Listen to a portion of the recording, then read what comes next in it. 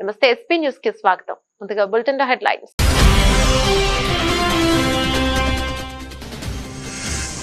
టారిఫ్లపై చర్చలు జరిపేందుకు సిద్ధమని మరోమారు ప్రకటించిన అమెరికా అధ్యక్షుడు. జపాన్, సౌత్ కొరియాల ప్రతినిధులు చర్చలకు వస్తున్నారని వివరణ.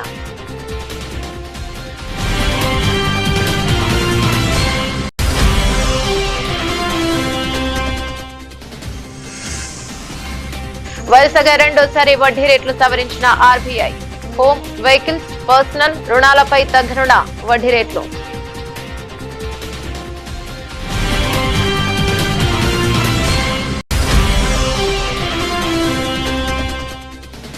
భారత్ కు రేపు 26/11 ముంబై ఉగ్రదాడి సూత్రధారి తహవూర్ రానా అప్పగింత కార్యక్రమాన్ని నిశితంగా పరిశీలిస్తున్న అజిత్ దోవల్. కేంద్ర హోంమంత్రిత్వ శాఖ.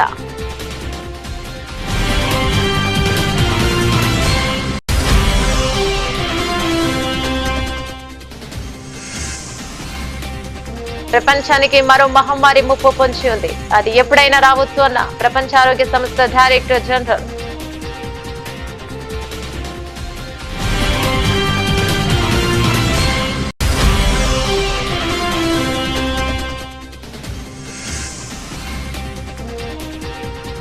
వర్క్ సవరణ చట్టం అమల్లోకి వచ్చింది. గెజెట్ విడుదల చేసిన కేంద్రం.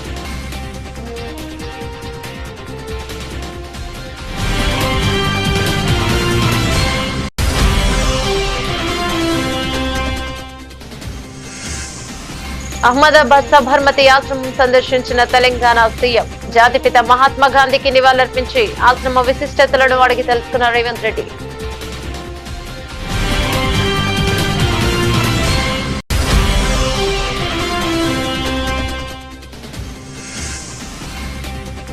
పవన్ కుమారుడు మార్క్ శంకర్ కు కొనసాగుతున్న చికిత్స. నేరుగా ఆసుపత్రికి చేరుకుని కుమారుడిని చూసిన డిప్యూటీ సీఎం.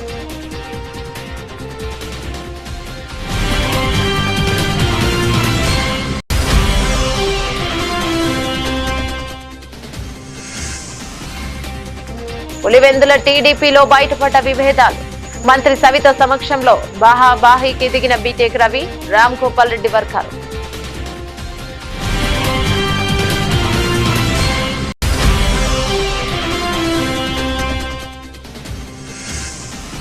వైఎస్ జగన్ విమర్శించే స్థాయి ఎస్ఐ సుధాకర్ యాదవ్ కు లేదు.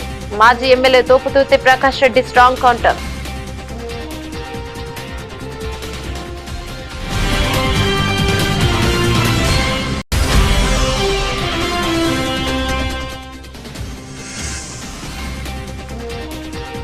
Trump tariff war. భారీ నష్టాల్లో మొదలైన భారత స్టాక్ మార్కెట్లో.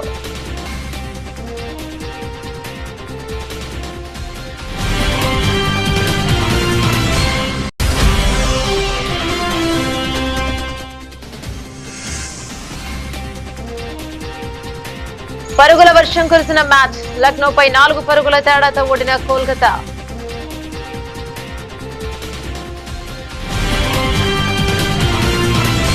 అమెరికా నుంచి భారీ ఎత్తున సుంకాలు వసూలు చేస్తున్నాయని ఆరోపిస్తూ ఆ దేశ అధ్యక్షుడు డొనాల్డ్ ట్రంప్ పలు దేశాలపై ప్రతీకార సుంకాలు విధించిన విషయం విదితమే. తమ దేశం విధించే సుంకాలకు అనుగుణంగానే ఆయా దేశాలపై తాను టారిఫ్లు వసూలు చేస్తున్నట్లు ట్రంప్ చెప్పారు. తాజాగా ఈ టారిఫ్లకు సంబంధించిన కీలక వివరాలను ట్రంప్ వెల్లడించారు.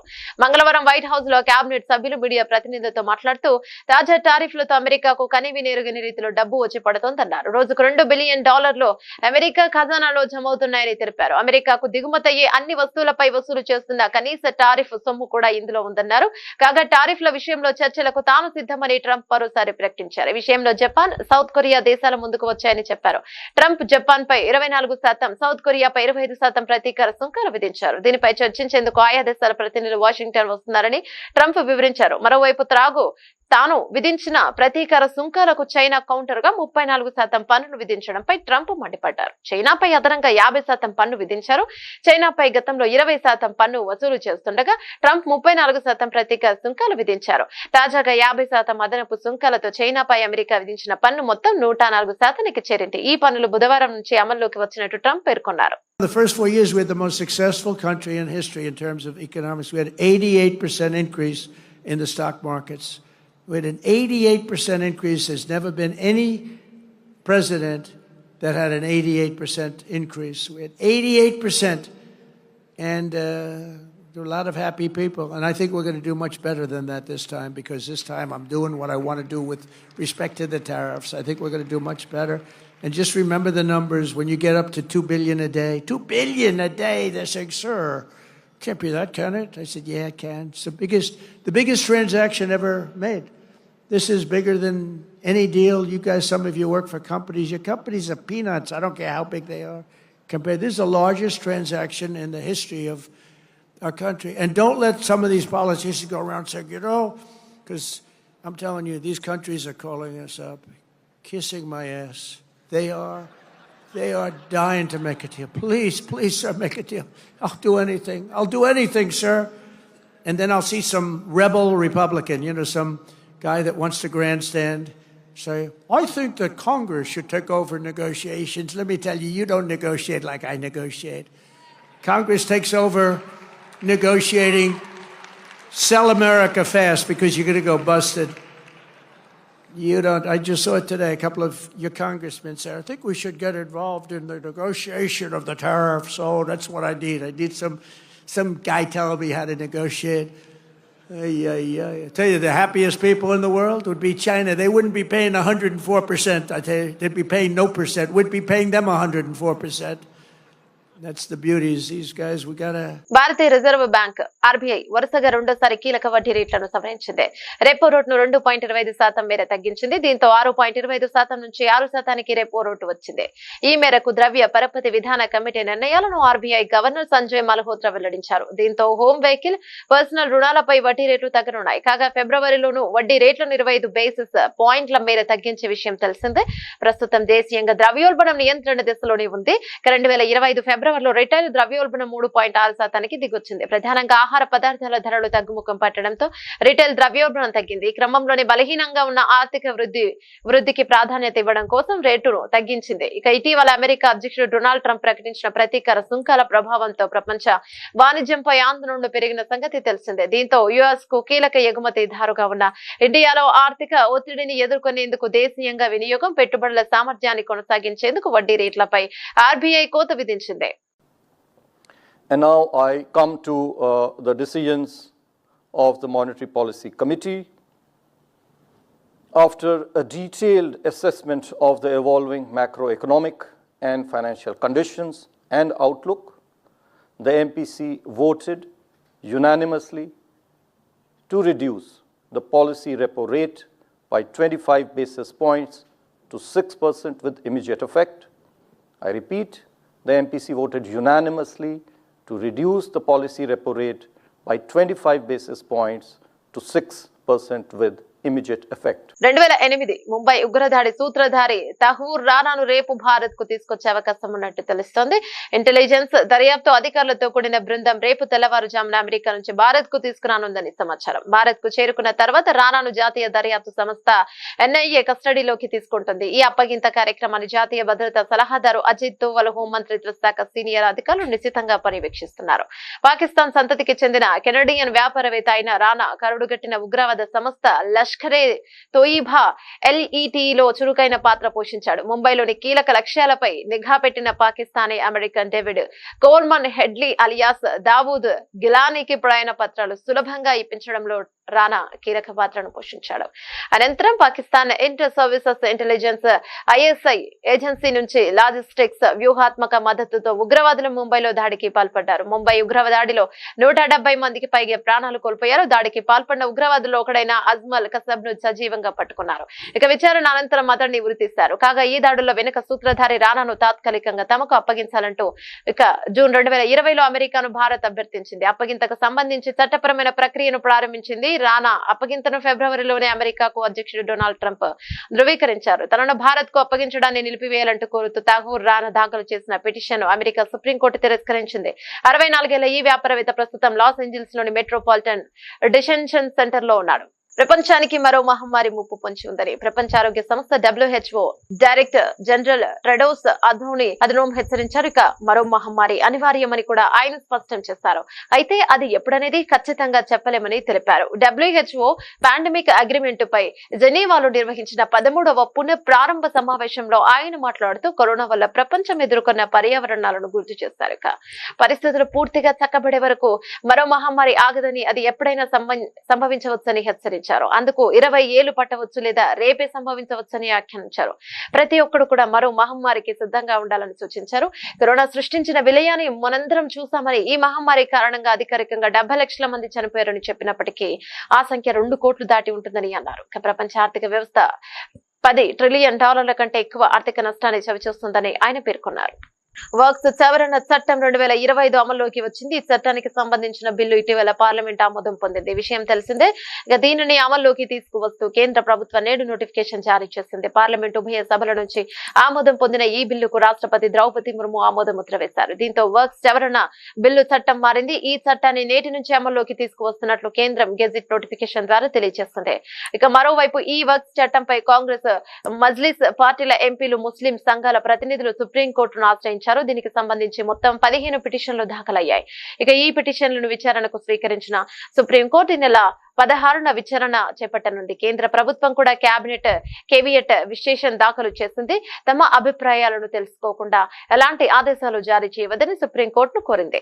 ముఖ్యమంత్రి రేవంత్ రెడ్డి గారు అహ్మదాబాద్ సబర్మతి ఆశ్రమం సందర్శించి జాతిపిత మహాత్మా గాంధీ గారికి నివాళులర్పించారు. సబర్మతి ఆశ్రమంలో సాగిన మహాత్మా గాంధీ జీవన విధానం, ఆశ్రమ విశిష్టతలను ముఖ్యమంత్రి అడిగి తెలుసుకున్నారు. ఆశ్రమంలో గాంధీ వాడిన చెరఖాను తిప్పి దాన్ని పరిశీలించారు. అనంతరం ఆశ్రమంలో నిర్వహించిన ప్రార్థనలో పాల్గొన్నారు.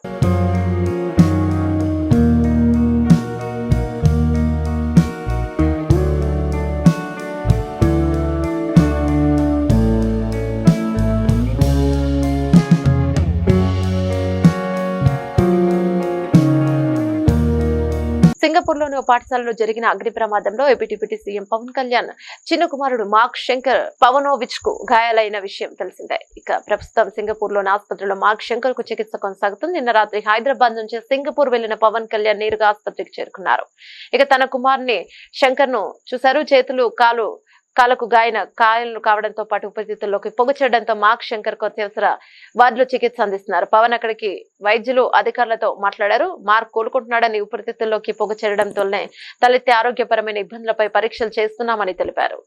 భారత కాలమాన ప్రకారం బుధవారం ఉదయం అత్యవసర వార్డు నుంచి మార్క్ ను వేరే గదికి మార్చినట్టు తెలుస్తోంది. ఇక మరో 3 రోజుల పాటు వైద్య పరీక్షలు చేయాల్సి ఉంటుందని ఆసుపత్రి వైద్యులు తెలియజేశారు. My wholehearted gratitude and heartfelt namaskars to Honorable Prime Minister Sri Narendra Modi ji for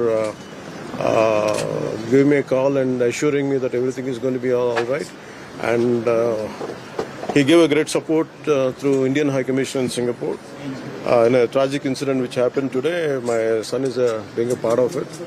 And they were supposed to attend a summer camp with 30 students, and it resulted in some fire accident. And I was doing a particular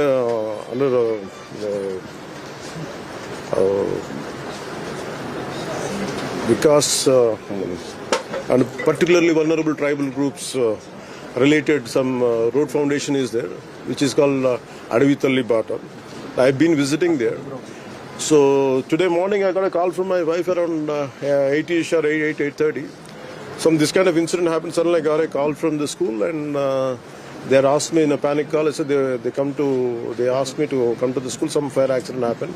But when I heard it, actually I thought it was a very simple, some kind of very simple incident. But then later I realized the magnitude of that.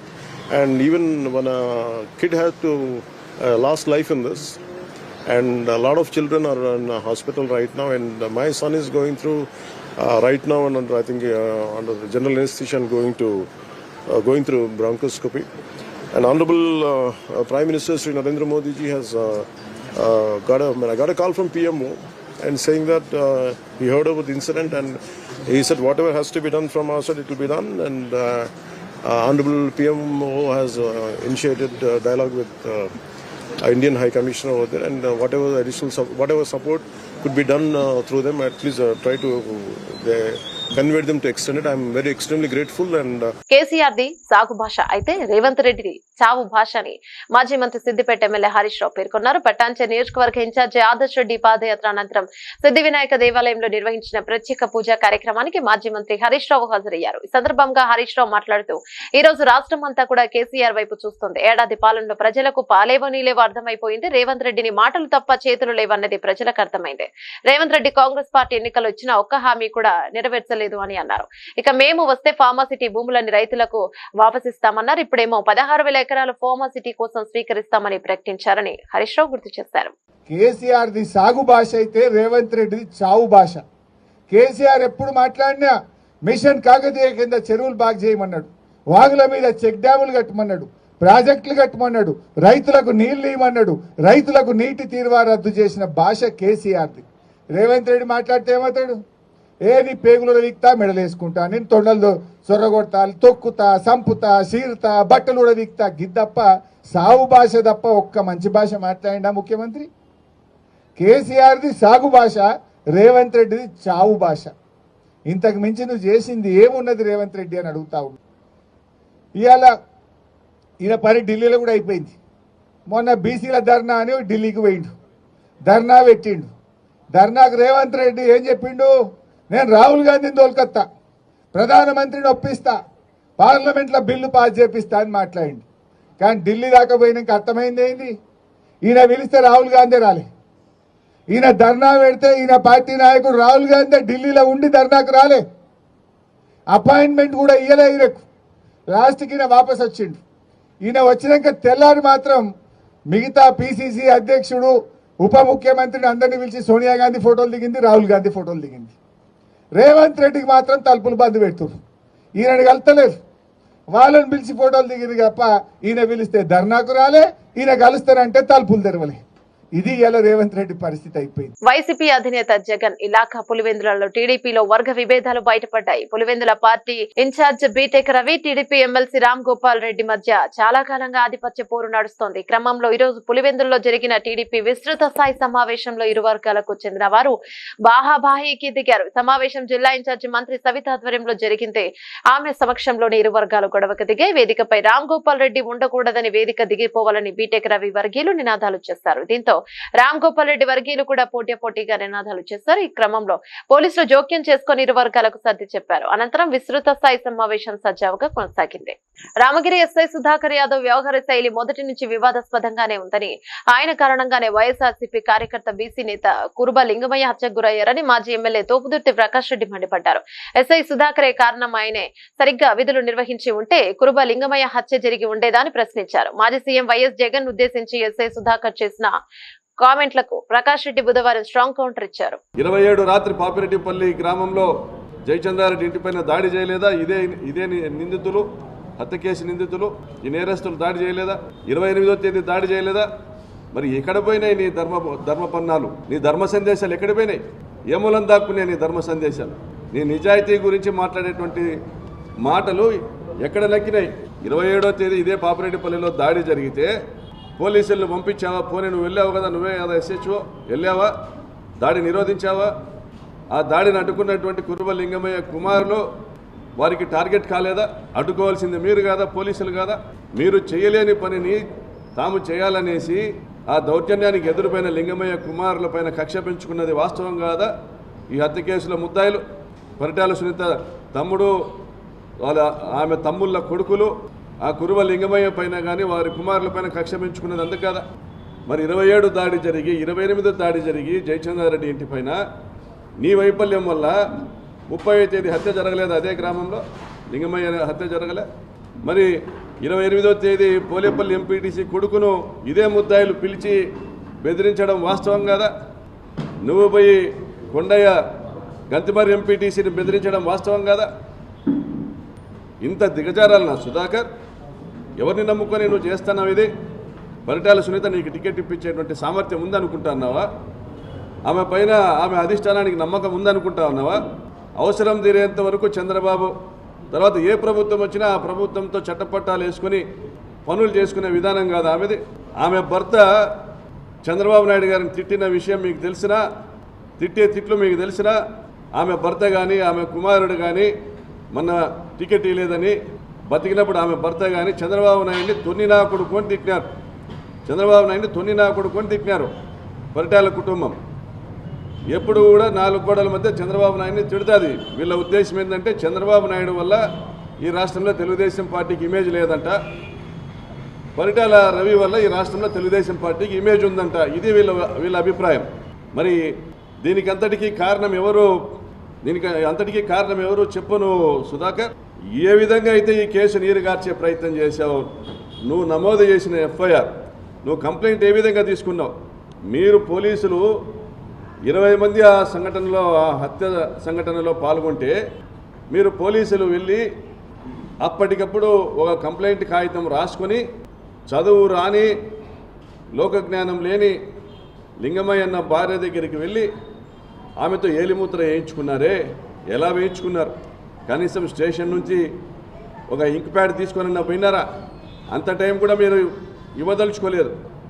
ఆమె కళ్ళకున్న కాటుకను చేతికి పూసుకొని ఇంట్లో కాటుక డబ్బీని తీసుకొచ్చి చేతికి పూసుకొని ఆ కాటుక డబ్బీతో కాదా ఆ కాటుకతో కాదా మీరు ఏలుముద్ర వేయించింది? అంటే నిజాల్ని మరుగున పరచడానికి మీరు ఎంత తాపత్రయపడ్డారో అర్థం అవ్వట్లేదా సుధాకర్? ప్రధానమంత్రి ముద్రా యోజన 10వ వార్షికోత్సవం సందర్భంగా రుణాలు తీసుకున్న మహిళలతో ప్రధాని నరేంద్ర మోదీ ఢిల్లీలోని తన నివాసంలో భేటీ అయ్యారు. ఈ సందర్భంగా ఓ ఆసక్తికర ఘటన జరిగింది. ఆంధ్రప్రదేశ్ కు చెందిన ఓ మహిళ మోదీతో మాట్లాడుతూ తనకు హిందీ రాదని చెప్పారు. దీంతో పర్వాలేదు, మీరు తెలుగులోనే మాట్లాడండి అంటూ మోదీ ప్రోత్సహించారు. అనంతరం ఆమె తన నేపథ్యాన్ని వివరిస్తూ 2019లో Canara bank regional centre for training లో జనపరా నార జూట్ బ్యాగుల తయారీపై 13 రోజుల పాటు శిక్షణ తీసుకున్నాను. ఆ తర్వాత కెనరా బ్యాంక్ వాళ్ళే 2 లక్షల ముద్రా రుణం ఇచ్చారు. 2019 నవంబర్లో వ్యాపారం మొదలు పెట్టాను. క్రమం తప్పకుండా వాయిదాలు చెల్లించడంతో 2022లో బ్యాంక్ అధికారులు 9.5 లక్షల రుణం ఇచ్చారు. ప్రస్తుతం నా దగ్గర 15 మంది గృహిణులు పనిచేస్తున్నారు. వారంతా గ్రామీణ స్వయం ఉపాధి కేంద్రంలో శిక్షణ పొందిన వారే. ఒకప్పుడు అక్కడే శిక్షణ పొందిన నేను ఇప్పుడు నాలాంటి మహిళలకు బోధిస్తున్నాను. ఈ అవకాశం ఇచ్చినందుకు ఎంతో రుణపడి ఉంటానని ఆ మహిళ పేర్కొన్నారు. ఏపీ మహిళ ఎదుగుదలను ప్రధాని నరేంద్ర మోదీ అభినందించారు. నాకు హిందీ రాదు సార్, తెలుగులో చెప్తాను. అవునా సార్. సార్ నేను నాకు 2009లో మ్యారేజ్ అయింది సార్. హౌస్ వైఫ్గా ఉన్నాను 2019 వరకు. మన Canara bank RSETI central government training ఇన్స్టిట్యూట్లోనే నేను ట్రైనింగ్ తీసుకున్నాను జూట్ బ్యాగ్స్కి 13 days ప్రోగ్రామ్. బ్యాంక్లో చెప్పి నాకు 2 lakhs loan Mudra loan sanction చేయించారు సార్. అప్పుడు నేను 2019 నవంబర్లో నా బిజినెస్ స్టార్ట్ చేశాను. కెనరా బ్యాంక్ వాళ్ళు నన్ను నమ్మి నాకు లోన్ ఇచ్చారు సార్ 2 lakhs. ఏమీ షూరిటీ లేదు, ఎవరు నాకు సపోర్ట్ చేయలేదు. Without surety 2 lakhs loan sanction అయింది. తర్వాత 2022లో మళ్ళీ కెనరా బ్యాంకు నా రీపేమెంట్ చూసి 9.5 lakh లోన్ నాకు శాంక్షన్ చేశారు సార్. ఇప్పుడు నా దగ్గర 15 members వర్క్ చేస్తున్నారు. 2 लाख से शुरू किया 9.5 लाख तक पहुंच गए. Yes sir. How many people are working with you? 15 members sir. 15. All are housewives, all are RCT trainees. Rural self-employment training institute में training jute. I am also jute faculty also. నాకు ఇంత అవకాశం ఇచ్చినందుకు చాలా ధన్యవాదాలు సార్. చాలా ధన్యవాదాలు. America అధ్యక్షుడు డొనాల్డ్ ట్రంప్ చైనాపై 104% సుంకాలను విధించనున్నట్టు ప్రకటించారు. అమెరికా సుంకాలపై చైనా వెనక్కి తగ్గపోవడంతో తాజాగా కొత్త సుంకాలను ప్రకటించారు. క్రమంలో వాణిజ్య యుద్ధం భయాల నేపథ్యంలో మార్కెట్లు ఒక్కసారిగా నష్టాల్లోకి చేరుకున్నాయి. ప్రారంభంలో సెన్సెక్స్ నిఫ్టీ నష్టాలు మొదలయ్యాయి. మొన్నటి రికార్డు స్థాయి నష్టాల నుంచి మంగళవారం కోలుకున్న మార్కెట్లకు చైనాపై విధించిన సుంకాలతో మార్కెట్ మరోసారి ఒడిదుడుకులను ఎదుర్కొంటున్నాయి. ఇక మరోవైపు ఇవాళ ఆర్బీఐ ఎంపీపీ నిర్ణయాలను ప్రకటించనుంది. బుధవారం మార్కెట్లు క్రితం సెషన్స్ తో పోలిస్తే సెన్సెక్స్ 73,673.06 పాయింట్ల వద్ద నష్టాలు మొదలైంది. ప్రారంభంలోని సెన్సెక్స్ 554.02 పాయింట్ల పతనమైంది.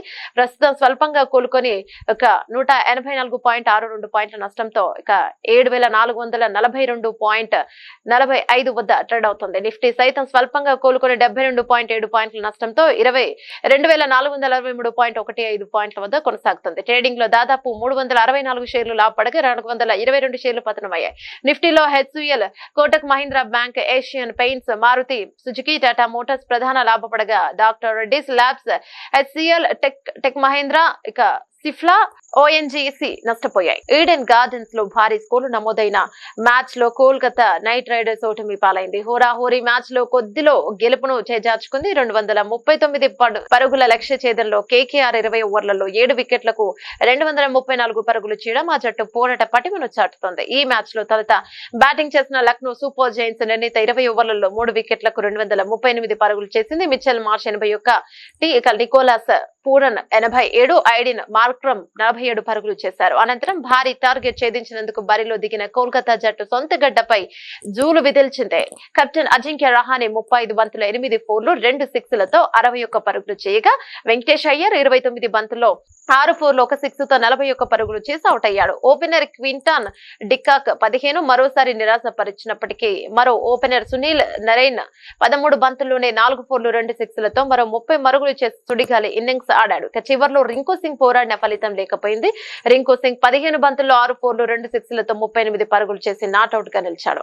ఇక ఆఖరి ఓవర్లో కేకేఆర్ విజయానికి 24 పరుగులు అవసరం కాక కోల్కతా జట్టును 19 పరుగులకే చేసి ఓటమి పాలైంది. రవి బిష్ణోయ్ విసిరిన ఆ ఓవర్లో రింకు సింగ్ 2 ఫోర్లు 1 సిక్స్ కొట్టగా హర్షిత్ రాణా 1 4 కొట్టాడు. ఇక విజయానికి దగ్గరగా వచ్చి ఓడిపోవడంతో కోల్కతా శిబిరంలో తీవ్ర నిరాశ నెలకొంది. లక్నో సూపర్ జైంట్స్ బౌలర్లలో ఆకాశ్ దీప్ 2, సాదుల్ ఠాగూర్ 2, అవేష్ ఖాన్ 1, ఇక దిగ్వేష్ రాఠీ 1, రవి బిష్ణోయ్ 1 వికెట్ తీశారు. బులెటిన్ ముగించే ముందు హెడ్లైన్స్ మరోసారి.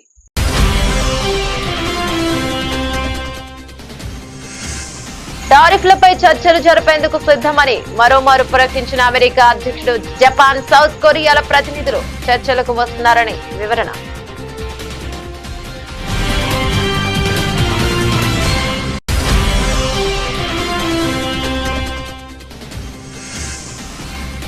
వరుసగా రెండోసారి వడ్డీ రేట్లు సవరించిన ఆర్బీఐ. హోమ్, వెహికల్స్, పర్సనల్ రుణాలపై తగ్గనున్న వడ్డీ రేట్లు.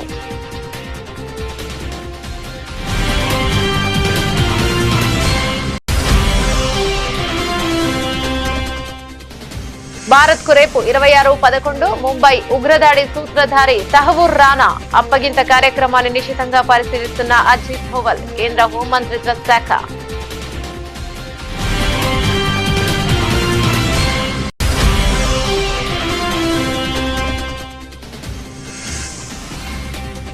ప్రపంచానికి మరో మహమ్మారి ముప్పు పొంచి ఉంది. అది ఎప్పుడైనా రావచ్చు అన్న ప్రపంచ ఆరోగ్య సంస్థ డైరెక్టర్ జనరల్.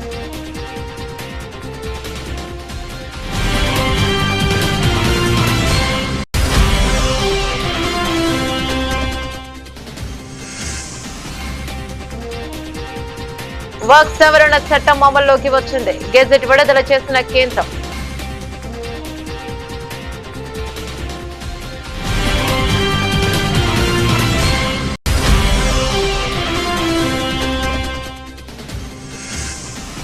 అహ్మదాబాద్ సబర్మతి ఆశ్రమం సందర్శించిన తెలంగాణ సీఎం.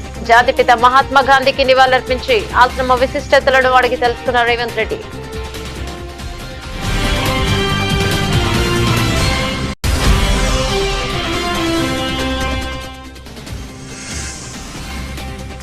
పవన్ కుమారుడు మార్క్ శంకర్ కు కొనసాగుతున్న చికిత్స. నేరుగా ఆసుపత్రికి చేరుకుని కుమారుడిని చూసిన డిప్యూటీ సీఎం.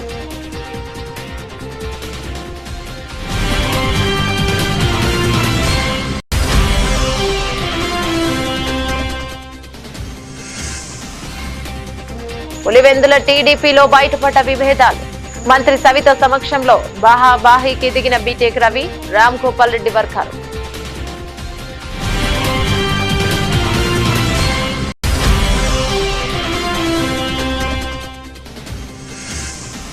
వైఎస్ జగన్ విమర్శించే స్థాయి ఎస్ఐ సుధాకర్ యాదవ్ కు లేదు. మాజీ MLA Topudurthi Prakash Reddy strong counter.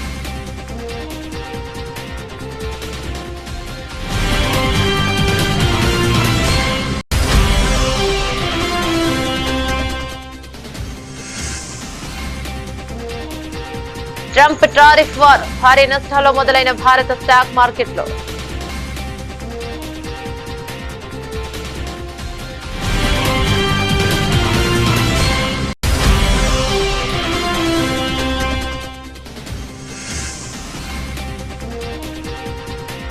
పరుగుల వర్షం కురిసిన మ్యాచ్. లక్నోపై 4 పరుగుల తేడాతో ఓడిన కోల్కతా.